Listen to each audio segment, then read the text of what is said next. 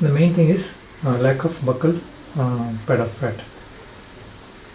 That may be due to two reasons. One is lack of teeth and alveolar process, and lack of body fat percentage. Okay, the patient might have lost weight. Okay, maybe in the past 2 years or 5 years. So we have to get consent. So after teeth, the patient should not demand, no, I want maximum cheek fullness. So you have to discuss before itself the patient. For that, the patient has to increase the weight. Okay, so the cheek fullness is mainly dependent on the buccal pad of fat. So include this point in the consent. And we have taken only the right lateral view, but the problem is more on the left lateral. So we have to take the left lateral view, and of course dynamic video. Because of lack of teeth, the lower facial third eye is reduced. Yes, 12 o'clock view. That's it. Apart from that, there is nothing much significant. You can see the severe bone loss till the apex. Almost all the alveolar bone is gone. So whatever is there, it is only the basal bone. We will plan the lower jaw first. Okay, so this is the panoramic view. So distal mandible, there is a good bone. So you can plan all on 6, interforamina 4 implants, molar 1 more implant. Okay. Mental foramina is in the second premolar here, and it is near the second premolar here. It is quite good. So after extraction, we have to do a mild alveoloplasty in the molar premolar region. That's it. Okay. So how much alveoloplasty you have to do, you can check in the 3D deformed view also. This thin bone you have to remove, right? This thin bone. So it is called bone leveling or bone protection. Okay. Now we will plan the first premolar implant. Okay. First premolar we are planning the axial implant. Okay. Mental foramen is almost distal to second premolar. Okay, this is another premolar. Okay. So first premolar is good.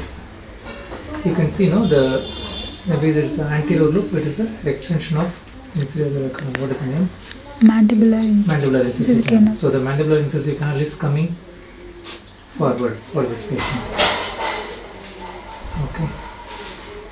The more you come anteriorly, the more smaller it becomes. It is not of no significance in many patients, but sometimes it gives paresthesia and implant failure also. So what we can do is, we will select a shorter length here to avoid this mandibular incisive canal. Right, okay. So what is the length? 4 into 14. Okay. So you can select a 13 mm implant, that will do. Okay. Sometimes I select 11.5 also. So if I am selecting a shorter implant in the first premolar area, I place 8 implants. Yesterday you asked me why you placed 8 implants. So if I am placing a longer implant, say for 16, in the first, if I am placing 16, then 6 implant is enough, but I am placing shorter.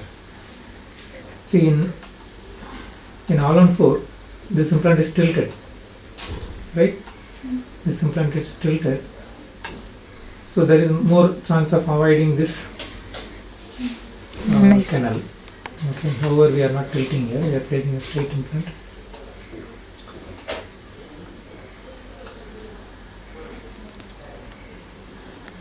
In the first premolar. Okay, a shorter implant will get good stability because bone quality is very good.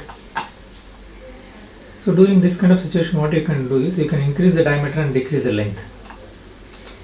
Okay, you can select a 4 or above 4 diameter and select a shorter length.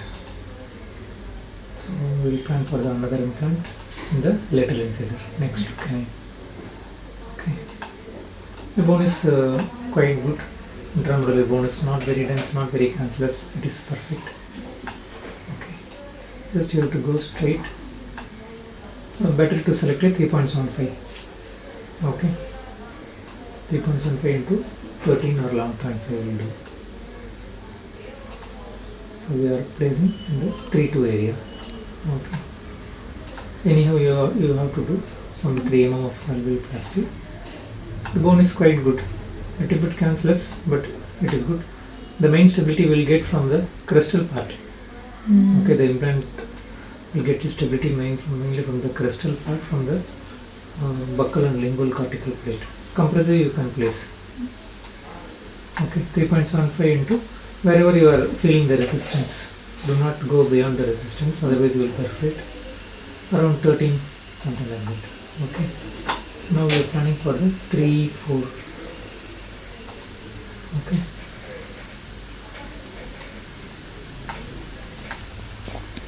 Okay. Is also good. You can see the mandibular incisive canal here. So select a shorter length. Okay. Why do I take this? So I'm just checking the 5 also. So this is the 5. Okay. So this is a 5 area. Or mandibular mental foramen is coming.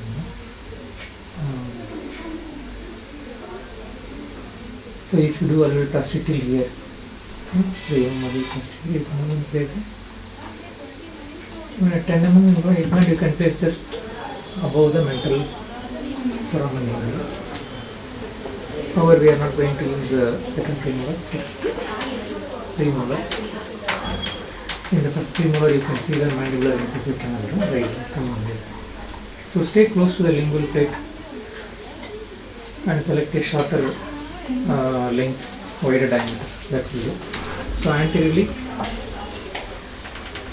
both the second premolar implants 4 diameter, lateral incisor diameter, lateral incisor implants 3.75. Now we are planning for the distal mandible. Okay. So this is the distal root.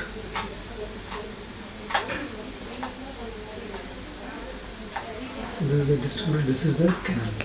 Right. Lingually, the myloid ridge is coming here. So you can take advantage of the lingual plate. It shows 13, but you can select 11.5 also and over insert. Okay. And we will place one more implant in between the 5 and 6, that interdental bone. You just try. But it is coming just above the mental foramen now. So we will avoid it and we will place one implant in the 7 area. 7 area is good actually. Okay. 7 area, myloid ridge is more prominent. It's very perfect for lingual cortical engagement. 4 into 12 it shows. Okay. Of course, don't rely on this length. Where you perforate, you measure it and select. Because you may perforate here, you may perforate here, and you may perforate here. Depending upon where you perforate, the length will vary. The more you perforate close to the myloid ridge, the length will be less. The more you perforating away from the myloid ridge, it is longer. So length, don't stick much to the simplicity measurements. Intraoperatively decide length. So right side 4 implants, 7 area, distal of 6, 4 and 2. Left side molar area will plan. So first molar is a healed area. Here, if you are doing alveoloplasty also, this is the canal. So we are keeping above the canal. It shows around